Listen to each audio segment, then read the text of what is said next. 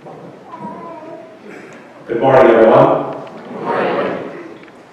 So I believe it was shortly after the holidays I received that dreaded email from Pastor Mark asking me if I'd stand up and speak at the next Witness Sunday.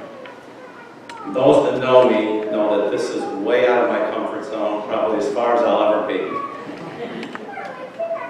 I then spent the next week wondering if I really had a story worthy of standing up and telling in front of my church family. Truth is, we all have a story to tell, so here's mine. First, a little background info. I grew up in an average middle-class family in Owego, New York. 5 kids, 4 girls, and 1 boy. My dad worked at IBM, and my mom was a homemaker, and would be the person responsible for laying my spiritual foundation. During my younger childhood years, we attended the Owego United Methodist Church, and then transferred to the Newark Valley Methodist Church as we entered our teen years. Mom was the person who made sure that we got to church and Sunday school every week, and my dad wasn't a regular churchgoer and usually attended only at Christmas time. After graduating from high school and throughout my 20s, I strayed from the church. I had no idea what I wanted to do in life and ended up working at several local manufacturers until IBM called in November of 1981, starting what is now a 36-year career. I continued to believe in God, but was usually too lazy to get out of bed on a Sunday morning and go to church. I was single, working at IBM, and enjoying having fun with my friends. This lifestyle continued until my early 30s and led me to meeting and marrying my first wife in 1993.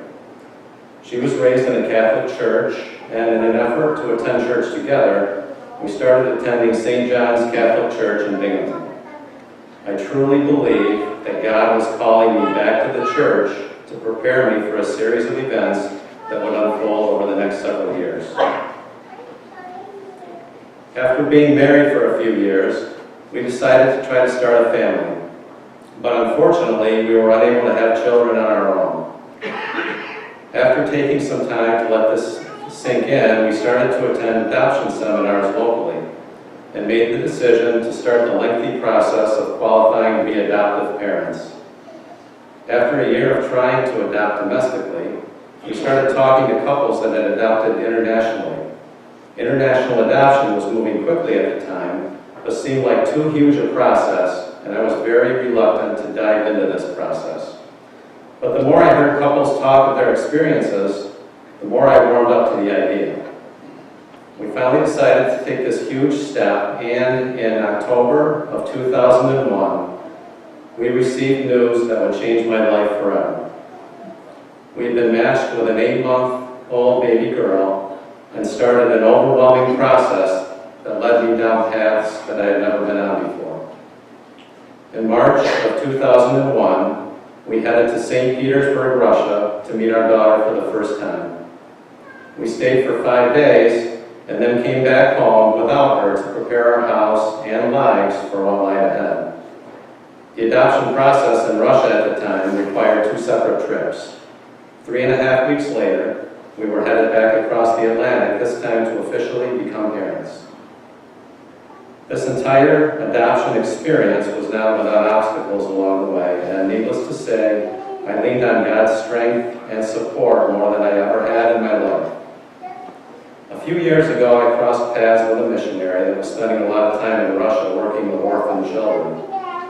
He told me, sadly, children that are adopted by age 18 are released from the orphanage and end up on the streets, most turning to drugs and prostitution. My mind can only wander and wonder what the outcome might have been had he not blessed us with this opportunity. Now, back home as new parents, both the demands of parenthood and issues with alcohol were starting to strain and deteriorate our marriage.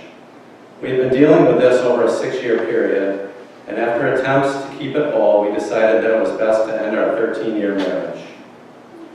This time frame required me to reach for every bit of faith that I had in Jesus Christ and ask for the strength and guidance to proceed ahead. I was now a single dad of a 4-year-old girl and found myself praying on a daily basis for guidance and support. I did learn, though, that God will surround you with the tools needed for coping with difficult situations if you pray and ask.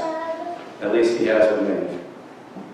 My faith was tested again in both 2006 and 2011 as we fell victim to the flooding that occurred in the area, having to gut and put back together the lower level of our house, both in Compton both times. It was also tested over a 6-year period from 2011 to 2017 as I lost my dad to a series of health issues, my mom to ovarian cancer, and 2 of my grandparents.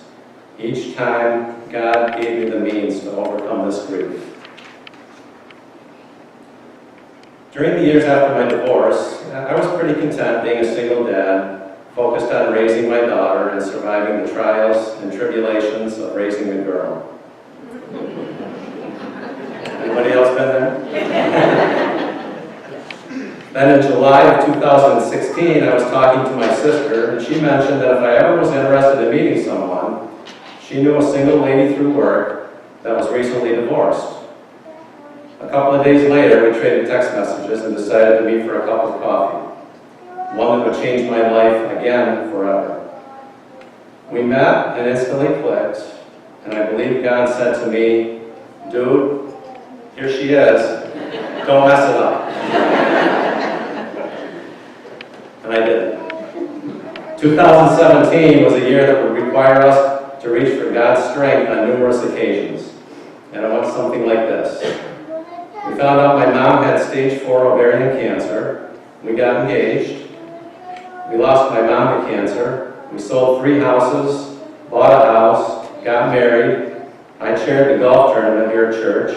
We moved 2 houses into one and started blending 2 families together. Our current challenge has been figuring out how to juggle the lives of 3 teens and 1 tween on a daily basis while remaining sane. So don't be alarmed if you see us at the local liquor store more often these days. God is challenging us yet again, and this too shall pass. It might pass like a kidney stone, but it'll pass. Shortly after my divorce in 2006, my sister invited me to come and worship here at this church. I became a member in 2007, and I can't begin to explain what a huge part of my life it's been over the past 10 years. I've been given the opportunity to worship and serve our Lord, and I've been able to watch my daughter grow up in this church as she started attending at age 4. Most importantly, my church family has given me the strength and support during some very difficult times. I couldn't have survived the last 12 years without the help and support of my family, most importantly, my sisters, my wife, my church family, and the strength given by Jesus Christ. I've never felt like I needed to be carried by Him, but without a doubt, I've needed Him to walk alongside me during this journey. Thanks for listening, and may God's strength find you all in times of need.